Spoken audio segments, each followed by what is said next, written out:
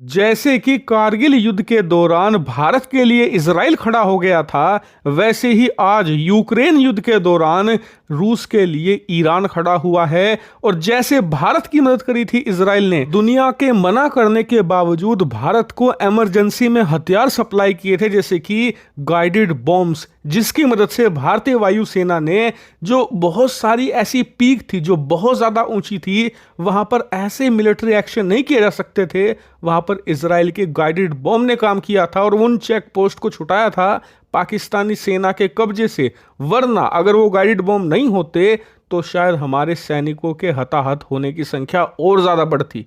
तो खैर, वैसे ही हथियारों से समर्थन ईरान ने किया है रूस का। उन्हें ड्रोन दिए, उन्हें कामिकाज़े ड्रोन दिए, एमिनिशंस दिए, छोटी मिसाइलें सप्लाई करी। इससे रूस की बहुत बड़ी मदद हुई। वरना आप सोचिए कि जब तक ईरान ने ड्रोन नहीं दिए थे रूस को, रूस ना यूक्रेन के ड्रोन वारफेयर के सामने खड़ा भी नहीं हो पा रहा था। रूस के बाजे बजा कर रख दिए थे यूक्रेन ने। लेकिन जब ईरान ने शाहीद ड्रोन सप्लाई करे रूस को, तब जाकर काफी हद तक वो काउंटर कर पाया यूक्रेन के ड्रोन वारफेयर से। इसीलिए जैसा कि कारगिल युद्ध में हमारे लिए इजराइल था, वैसा ही यूक्रेन युद्ध में रूस के लिए ईरान है। लेकिन अब भारतीय लोगों के लिए समस्या खड़ी होने जा रही है, क्योंकि रूस और इजराइल, जो दोनों ही भारत के करीबी देश हैं, दोनों आपस में लड़ने जा रहे हैं। जी हां, जैसा कि आप स्क्रीन पर देख सकते हैं, रूसी सरकार ने ऑफिशियली और डायरेक्ट चेतावनी दे दी है इजराइल को कि ईरान के खिलाफ कोई भी एक्शन लेने की हिमाकत मत कर देना, और ईरान पर अटैक करने के बारे में तो सपने में भी मत सोचना, वरना तुम्हारे लिए परिणाम घातक साबित होंगे और हम इसे उकसावे के तौर पर लेंगे और उसके बाद हम ईरान के साथ होंगे। यकीन मानिए, ये बहुत बड़ी चेतावनी है इजराइल के लिए, क्योंकि अभी तक पूरे वर्ल्ड में ईरान का साथ देने के लिए एक भी मेजर कंट्री सामने नहीं आया था। लेकिन अब रूस सामने आ चुका है, जो कि एक बड़ी सुपर पावर है, और वो ईरान को खुलेआम ना सिर्फ बैक कर रहा है, बल्कि रिपोर्ट्स हैं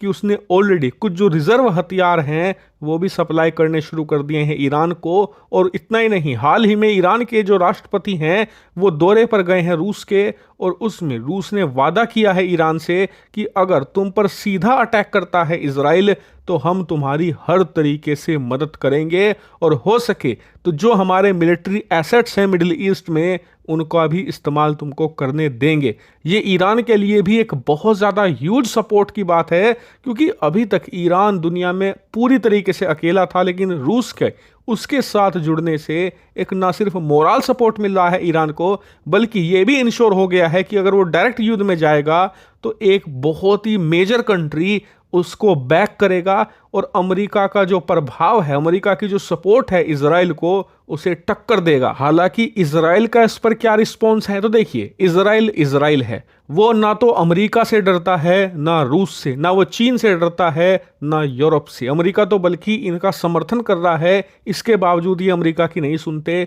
इनका एक ही ध्येय है, मैं पहले भी बता चुका हूं, नेशनल सिक्योरिटी फर्स्ट। जब तक ईरान को ये इंश्योर नहीं होगा कि उनका राष्ट्र सुरक्षित है, तब तक वो युद्ध लड़ते रहेंगे, चाहे वो इसे अचीव करने के लिए किसी भी हद तक क्यों ना जाना पड़े, जाएंगे। और ऐसा ही हुआ है। आप अपने स्क्रीन पर देखिए, रूस के वार्निंग देने के 16 घंटे के अंदर ही इजराइल ने ईरान के न्यूक्लियर साइट्स पर एक साइबर अटैक कर दिया है। और बताया जा रहा है कि ये इजराइल का टिपिकल बिहेवियर है। जब भी वो किसी देश पर मिलिट्री एक्शन लेता है, पहले साइबर अटैक से उस देश की कमर तोड़ता है, ताकि उसके बाद उस देश को निपटाना आसान हो जाए। और बताया जा रहा है, साइबर अटैक के बाद अब कभी भी इजराइल की तरफ से एक एयर स्ट्राइक, एक मिलिट्री एक्शन सीधे ईरान पर हो सकती है। इस बात की प्रबल संभावनाएं हैं, और इसीलिए अब ईरान भी अपने मिलिट्री को प्रिपेयर कर रहा है इजराइल से सीधे टक्कर लेने के लिए। यानी कि मिडिल ईस्ट में एक ह्यूज कॉन्फ्लिक्ट होने जा रहा है, और इसमें दुनिया की मेजर सुपर पावर भी अब हिस्सा लेंगी।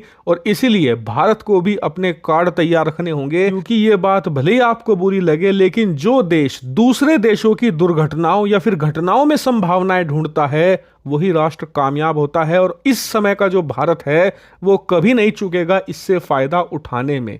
हालांकि इस पर आपको क्या लगता है, कमेंट करके जरूर बताइएगा।